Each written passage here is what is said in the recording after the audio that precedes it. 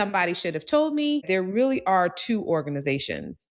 There's the one that you see on paper, and then there's the one that actually exists. It's really found in the relationships people have built, the trust they've earned, and the credibility they have established. I didn't really understand that early in my career. I knew that working was important, and I knew my job in delivering results, and understanding my responsibility. But then I began to really understand the organization. And when I started to do that and started sitting into different rooms, particularly where senior leaders were making decisions, I noticed something very key, that they weren't discussing the work, right? They weren't discussing the project that I was working on in just that silo. They were asking questions that often I had never considered. They were asked questions like, how will this affect other parts of the organizations? Who needs to be brought into the conversation?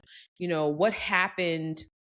Well, this is a question I wish we would ask actually. What happened the last time we tried this? Do we have the support to make it successful? What risk are we not seeing? I know I'm a risk girl, so risk is always important to me. And I remember thinking, like, we're looking at the same problem, but we're seeing it completely different. And that's when it really clicked for me that the difference wasn't my intelligence, it was my perspective. So oftentimes you go into rooms and you feel like, oh, I'm not smart enough, or I didn't know this thing, or I'm not.